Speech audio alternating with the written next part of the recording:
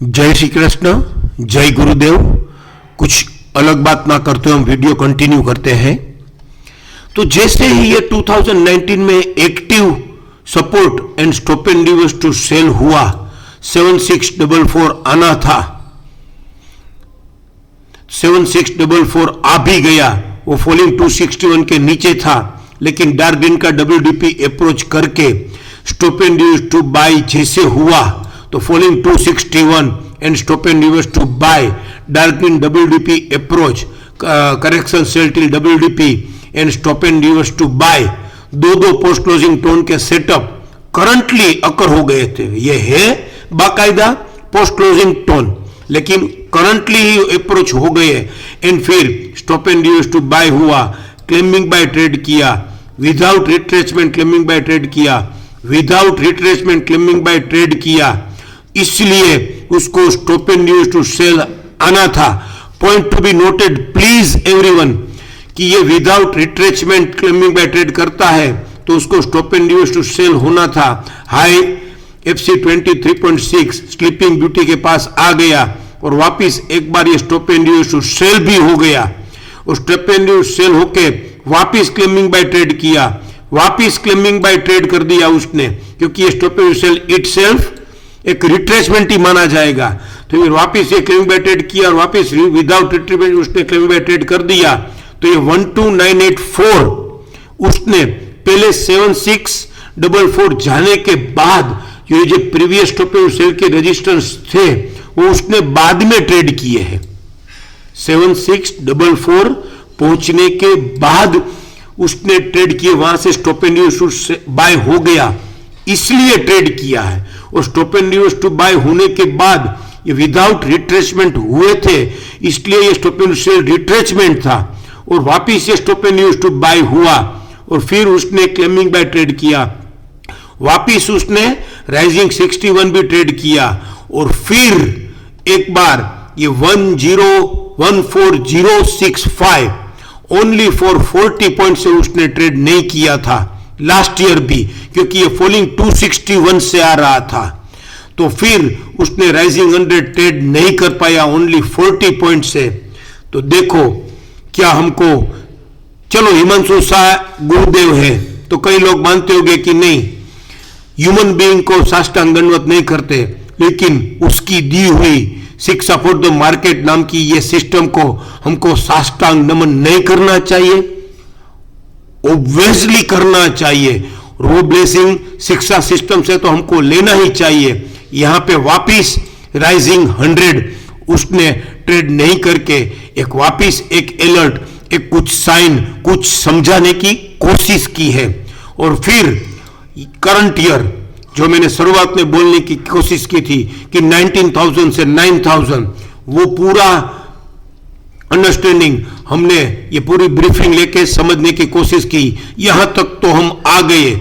अब ये 12984 या PCCB 14065 जो इसका PCCB था राइजिंग 100, वो उसने करंट ईयर में ये एक्टिव रेजिस्टेंस हायर गैप में एक्टिव रेजिस्टेंस देके हायर गैप फिल किए बिना उसका न्यू BDP है 12591 और WDP है 9999 जो मैंने 9000 का जिक्र किया था, और उसका लोअर बैंड है 8995। तो ये active support, active resistance and stop and reverse to buy करके उसने ये जो 14065 ट्रेड किया है। तो हम सबको मालूम है, शिक्षा सिस्टम ने हम पूरा वरदान दिया हुआ है हमको कि ये stop and reverse to buy dark green का है।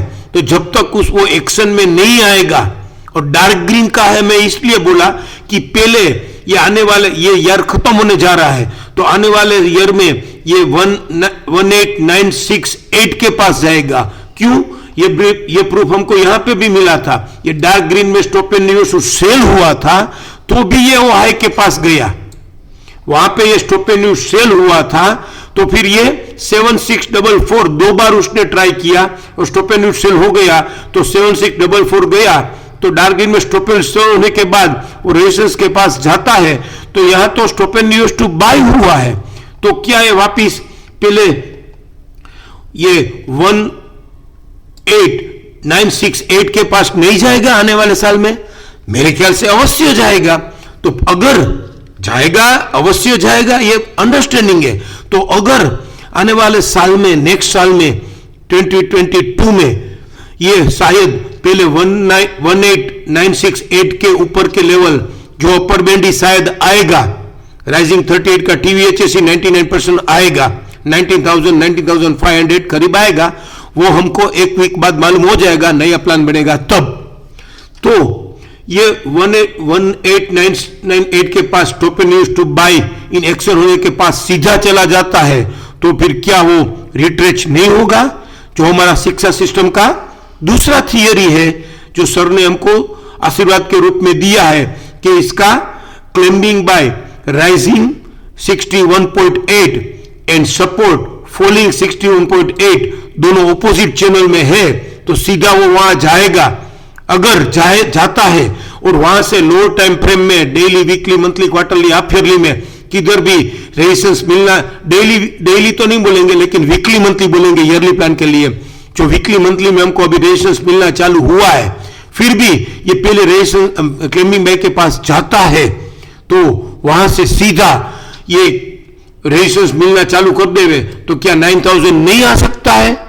ऐसे ही ये शिक्षा सिस्टम, जैसे कोरोना आने से पहले हमको 7644 आ सकता है अगर रेजिस्टेंस मिलना चालू होए या फिर ये क्लेमिंग बाय ट्रेड ना करे, तो वैसे ही अगर ये stop and use to buy dark green का 18968 हायर साइड ट्रेड ना करे और लोअर टाइम फ्रेम में रेजिस्टेंस मिलना चालू कर देवे और along with WDP lower band trade करके पीसीआर से क्लोज हो जावे, इसकी lower time frame half yearly, quarterly, monthly या वीकली, वो सब हम समझने की कोशिश करते रहेंगे, लेकिन बहुत हम्बलनेस से उसको डाइजेस्ट करना है।